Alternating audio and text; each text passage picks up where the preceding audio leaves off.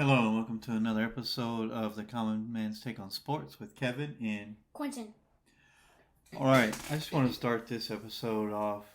My wife listened to our last episode and she said I sounded like a jaded fan. The way that I talked about Michigan and what was going on. So she's probably right. I was very passionate when I was saying what I said. So let me clarify a little bit. If Michigan did do what they said they did, then they should be penalized. 100%. And whatever penalty that is, that's fine. They should accept it and move on with their lives.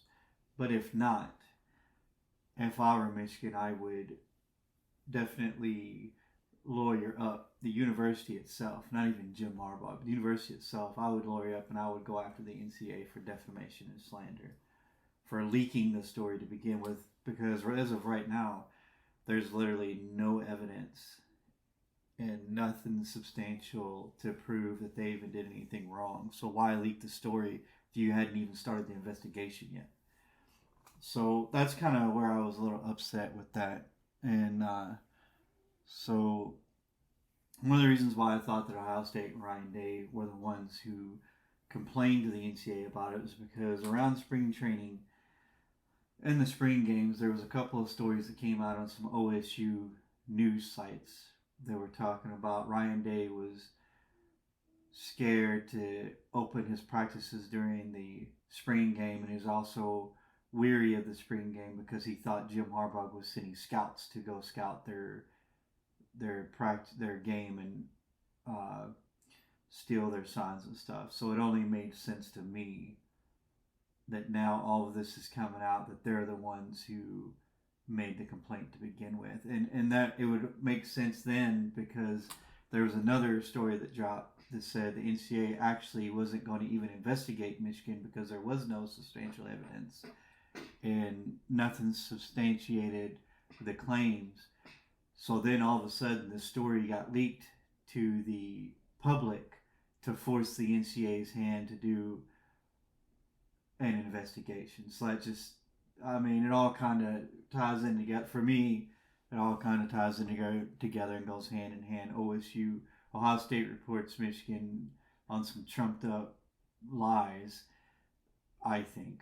Well, maybe they'll get found guilty. I don't know. But the NCAA obviously brushed it off. So then OSU secretly went public with it, leaked the info to the news outlets. And now, this is going on. So that's just my opinion. That's not, I don't have any evidence of that.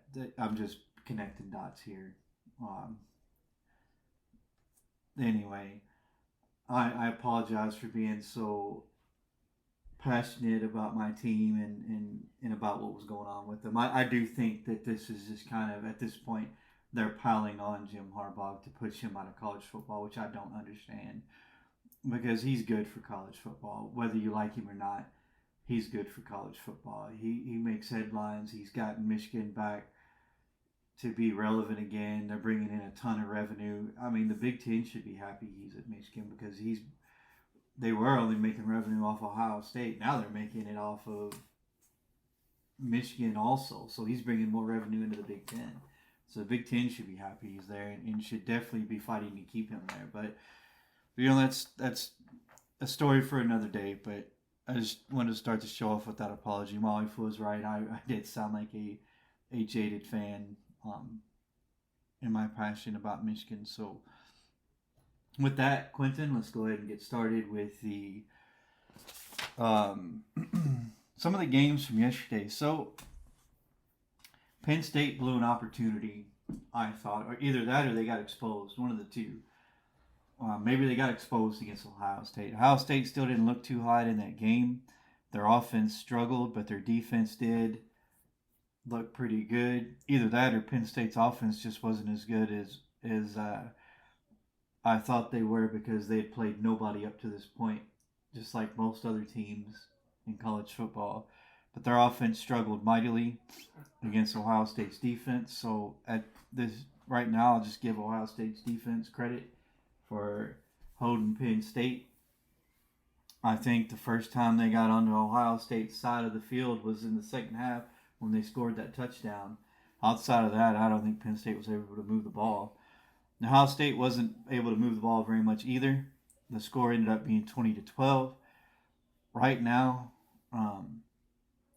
I still think Michigan's the best team in the Big Ten.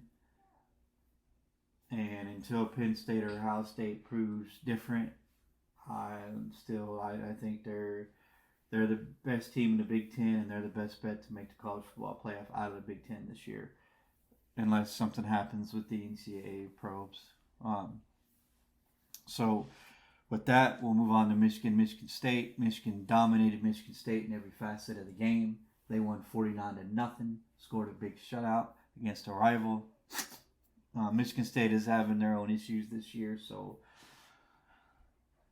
I still think it speaks volumes that they shut them out and didn't let them score a point even when their backups were in. I think that speaks to the development that Michigan's third and fourth stringers have gotten this year in late game situations, because Michigan's obviously had the game put away by the third quarter for most games. So I think that's huge for Michigan to be able to get those guys that development. We saw a couple players we hadn't even seen yet this year, so Michigan's still handling business. Oklahoma had a scare. Man, UCF almost got them. They went for that too, and they didn't get that 2-point conversion, so Oklahoma skated by. Yeah. But a win is a win. But, yeah. I watched the last 2 minutes of that game. I was very surprised by how UCF played. They came in Oklahoma to try to upset them. Mm-hmm. They almost did, but Oklahoma held them off. I mean, that was a great game. Yeah, it was definitely a great game. Very exciting. Oregon struggled a bit with Washington State, but pulled away in the second half to win 38-24. The Alabama-Tennessee game surprised me because, man, Tennessee was killing them in the first half.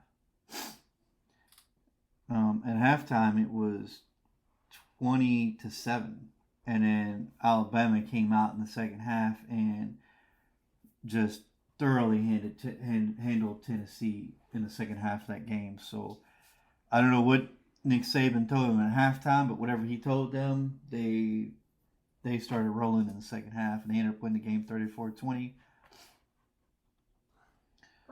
Yeah, that game kind of surprised me too, because Tennessee at one point had a 20-7 lead, and Alabama came back with 27 unanswered points in the second half. Mm-hmm. Wow. Texas, oh, go ahead. Sorry. I mean, that's pretty good for Alabama against Tennessee right now, because they were down 20-7 at the half, mm-hmm. and they came back 34-20. Texas, Houston. Texas again skated by with a win. Houston almost got them, but they ended up winning 31-24. That was a very close game until the end. Virginia beat North Carolina. This one surprised me the most, probably, of all the games this weekend. I thought North Carolina would win this game. It was a close game, 31-27. Virginia won it on the last second play at the end. But man, wow. What a game. I was very surprised that North Carolina lost that game. Yeah, I was very surprised as well. That was at North Carolina too, so yeah. I mean, it's pretty tough to beat North Carolina in their own house, so that was pretty impressive by Virginia. And Virginia was 1-5 entering that game. 1-5 and 0-2 in conference play. Their defense is what did them in. Yeah. Their offense was great. Drake May was 24-48 for 347 yards and 2 touchdowns with 1 interception. Armarion Hampton had 19 carries for 112 yards. I mean, the defense let them down in that one. Yeah, their defense, just North Carolina's defense could not stop Virginia. Virginia's QB was 20 of 30 for 208 yards, 1 touchdown, and 1 pick. Mm-hmm. And their rushing game kind of stood out. Paris Jones got 14 rushing attempts for 67 yards, and passing game stood out. Malik Washington had 115 yards and 12 receptions and 1 touchdown. So North Carolina's defense could barely stop the passing game. Barely. I mean, this one did surprise me the most, I gotta say. This was a great game, you know. I saw first quarter Virginia leading 7-0. And it was 17-14 at the half UNC. And then Virginia just came back in that second half because North Carolina only scored 10 points at the second half, while Virginia scored 17 points.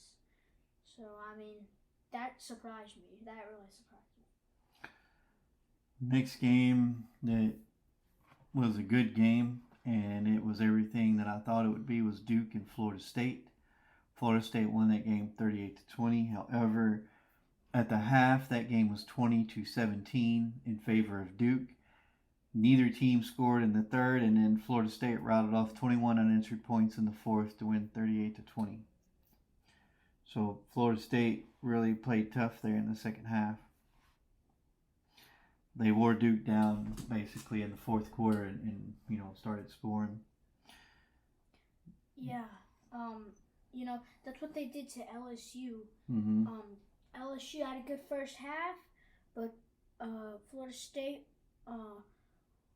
just wore them out in that second half. That's how Florida State skated out with the win, and this is how Florida State skated out with the win against Duke. The same thing that they did to LSU. They had an okay first half, and then they had a great second half, and they got the win with a big blowout. Utah continued its dominance over USC, winning 34-32 with a last-second field goal. Yeah, this game didn't really surprise me. I knew Utah would win. I expected it to be a close game. I did see where they shut Dyson down for the season. He will not return this year. Oh yeah, yep. Cameron Rising will not return for this season. So, but they really got the passing game going against USC. See, Bryson Barnes was 14 of 23 for 235 yards, 3 touchdowns, and 1 pick. I mean that is pretty good for that. That's actually pretty good for in their passing game. Hasn't really been working throughout first now 7 games of the season. It hasn't been really working out for Utah, but I think finally they got the passing game fixed, and that they'll have a better offense. The rushing games kind of stood out too. Jaquidin Jackson got 117 rush yards with 26 carries in that game. So USC's defense we expected this. USC's defense couldn't stop Utah, and Utah came out with the win. I expected this. I really expected this. So the last game that surprised me was Washington-Arizona State. Washington barely won that game off a pick six, 15-7. They returned the pick six, 89 yards for a touchdown to win, but for the most part, that they went into halftime, and Arizona State was up 7-3 on Washington. Nobody scored in the third, and Washington got that pick six late to survive, and they scored 12 points in the fourth. That's man. Yeah, that's just very surprising to me. The rushing game wasn't going. See, they weren't really rushing. See, Willow Nixon got 13 rush yards with one rushing attempt. They weren't rushing the ball much. Michael Penix Jr. threw 2 picks and no touchdowns in that game. Yeah, 275 yards. They played a defense that figured out how to slow him down. Yeah, Arizona State. I agree with you. Arizona State played defense that figured out what Washington was doing on offense, and they knew what to do. So they just stopped them, but Washington did come out with the win. Yep. I'd say that game did surprise me. All right. So, you ready to do our last couple of Saturday traditions and go with who we think the top 10 are? So, just real quick, I'm going to take the AP top 25 or number 1 Georgia, 2 Michigan, 3 Ohio State, 4 Florida State, 5 Washington, 6 Oklahoma, 7 Texas, 8 Oregon, 9 Alabama, 10 Penn State, 11 Oregon State, 12 Mississippi, 13 Utah, 14 Notre Dame. We'll stop there because we're only going to do a top 10. All right. So now, I don't necessarily agree with the coaches poll of the top 25. This is who I think, based off what I've seen in the games that I've watched, who I think top 25 are. We'll start with you though and let you go over yours. Tell us who you ranked and why you put them there. Alright, so number 1, I ranked Georgia. I rank them there because they got a bye week, so I can't just give Michigan that number 1 spot, but I give Michigan and Georgia a very close race on that number 1 spot, but I'm gonna still keep Georgia right there. Then my number 2 team will be Michigan. I think they're really close to being number 1. I just think that Georgia got the bye week, so I don't think that Michigan should be number 1 yet. But yeah. Number 3 team will be Ohio State. I don't move them up, because even though they faced a ranked opponent in the top 10, I gotta still put them at number 3 because it was a low-scoring game and there was lots of defense in that game. Now, I watched that game and there was just lots of defense. Penn State in the second half, the fourth quarter was moving the ball downfield. They were kind of getting in a rhythm because in the first half they couldn't do much. They were just they could barely get into Ohio State territory. So I give Ohio State could barely get into Penn State territory. Ohio State was moving the ball a little better than Penn State, but but Ohio State couldn't really move the ball downfield either. So I put Ohio State still at number 3 because of how they played against Penn State. My number 4 team, I'm gonna keep Florida State right there. Florida State, I'm not gonna move them. I'm gonna keep them at number 4, because I feel like that Florida State is a really good team, even though they faced a ranked opponent and they beat them. I still keep them at number 4, just for now. But I think probably in the future I'll raise them in the rankings. But it's top 4. Now my number 5 team will be Texas. So I put Texas at number 5 because this is for a reason. Because Washington only won 15-7 against Oregon. Not Oregon.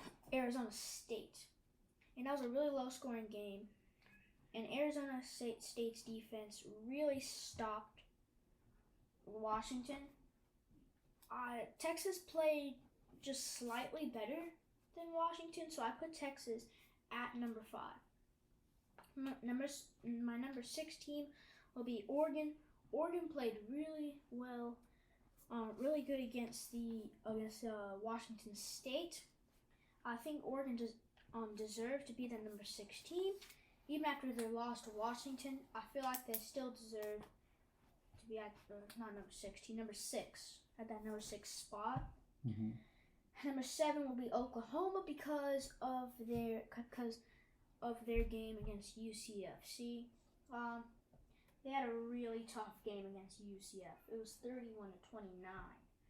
At one point at the half, it was 17-17 at the half. And then at the start of the fourth quarter, it was 23-17, and Oklahoma skated out with the win in this one. So, their defense wasn't that good. So I put them at number 7. Then my number 8 team will be Washington.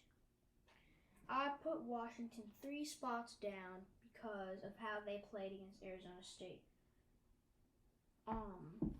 That's just 15 points against an Arizona State team who was, let me check, they were 1-5, 0-3 in conference play. And they barely beat Arizona State. That's just, that's not what you're supposed to do when you're a number 5 team. I gotta say, that's really not what you're supposed to do. So I put Washington at number 8. Number 9 team would be Alabama. Their win against Tennessee was great in that second half. So I have a feeling that Alabama should be number 9 and back in the top 10 because, Jalen Milroe has gotten better every game. Against Tennessee, he was great.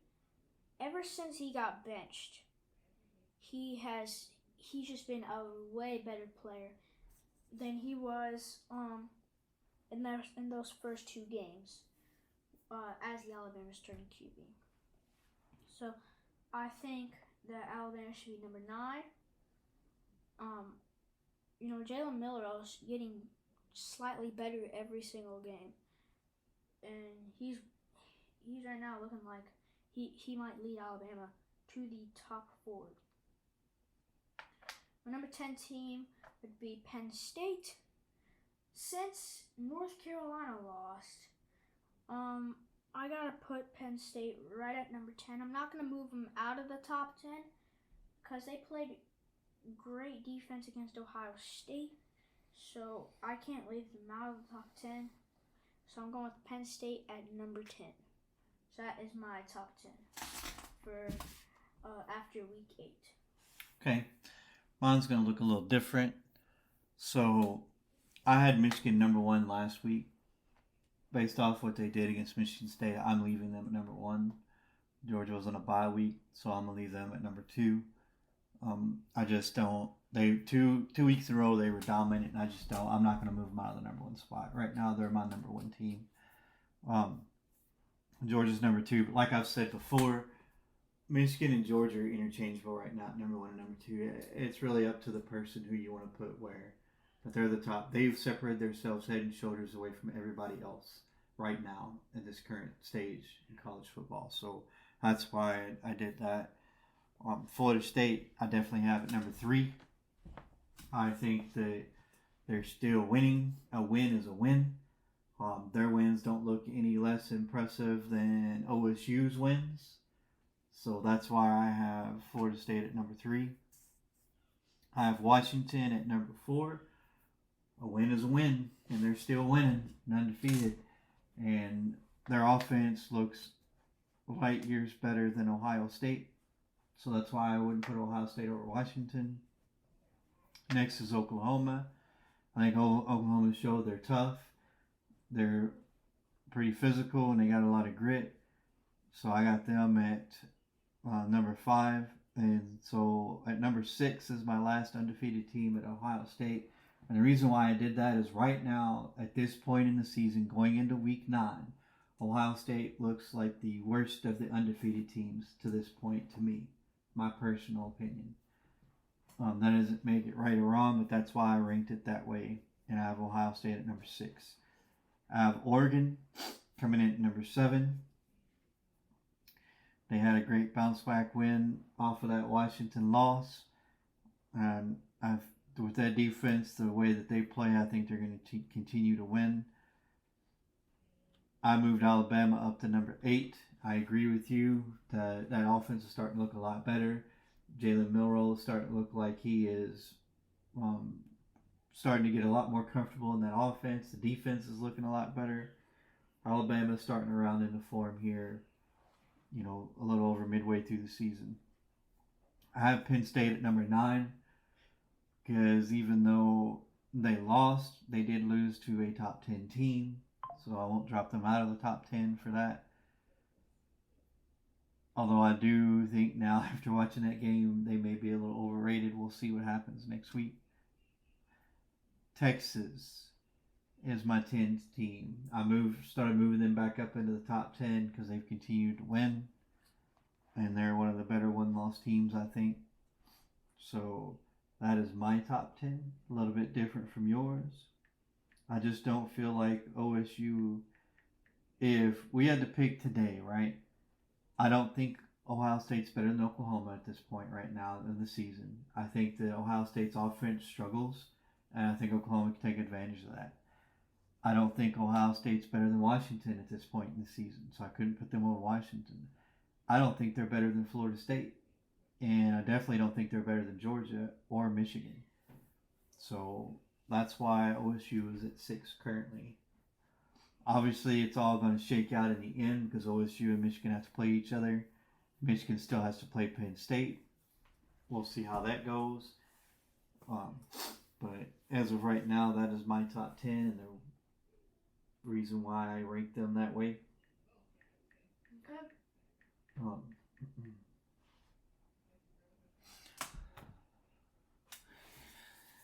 Is there anything else you want to cover for the college football?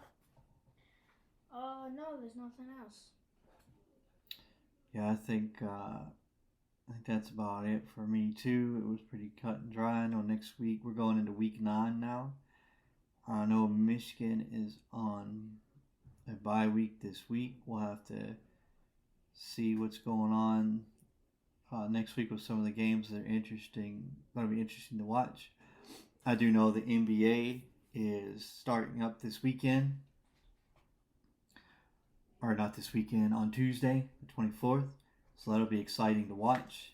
NBA starting back up. I'm ready to watch this season. Denver is still my favorite right now as far as, teams returning because they only lost 1 or 2 players in free agency. They returned just about the same team. So they're going to be tough to beat again. LA made some moves to strengthen and bolster some of their weaknesses they had last year. So we'll see how that goes for them, if that's enough for them to compete again. But yeah, I'm excited for the NBA season to start on Tuesday. How about you? Yeah, I'm really excited for the Nuggets and Lakers game.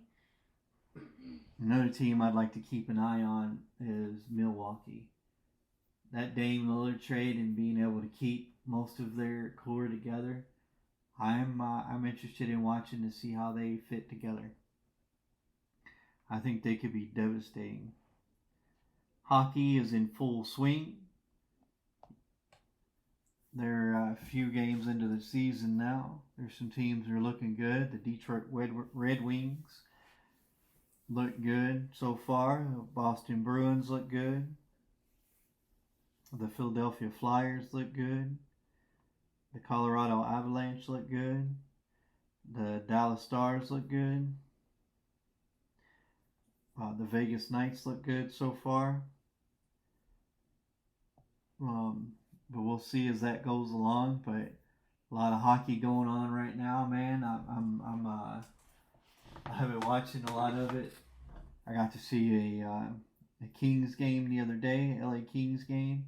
I've yet to get to watch the Detroit Red Wings game. I think I'm gonna try to catch one this week. I'd like to catch a Philadelphia Flyers game and some more of these games. I'm gonna start catching some more of these during the week. But yeah, hockey's in full. NHL's in full swing. I'm gonna start picking up some of these games. Yeah. My favorite right now from the NHL would be the Vegas Knights right now.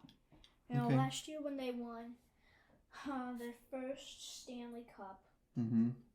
you know, they were a great team. Right now, they're looking Yes. like a really good team. Yeah, I think they returned everybody. I don't think they lost anything. Yeah, I think they did. I'm pretty sure they did return everybody, but I've no idea. But I still have the Vegas Golden Knights as my favorite to win the Stanley Cup right here. Detroit Red Wings are. It's been a while since they've been relevant, and right now they're 5-1. I hope they continue to win. I'd like to see them back in the playoffs at the end of the year. Yeah, I like to see them in the playoffs again as well, because it's been a really long time since the Detroit Red Wings have actually been to the playoffs. You know, because Yep.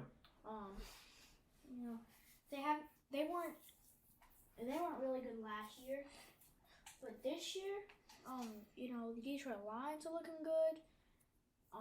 And now it's looking like the Detroit Red Wings are looking good. So, Yep. I hope to see them in the playoffs this year. It'd be pretty interesting. You know, they have pretty sure they have the record for most Stanley Cup championships won. The Detroit Red Wings. Mm. So historically, they've been dominant in the NHL. Yep, but right now they're looking really dominant once again, just like they were back then. They've won 11 Stanley Cups, and it is the most in NHL history. All right, so that's it for today. We thank you guys for listening to our show. Don't forget, we always post these over on YouTube if you don't like to listen to podcasts. If you have friends and family you don't like listening to podcasts, send them over to YouTube to listen to our show. We appreciate everybody listening. We appreciate your guys' views on YouTube. Please hit like and subscribe. We truly appreciate your guys listening, and we hope you continue to listen. You guys have a good night, and we'll see you next time on the Common Man's Take for Sports.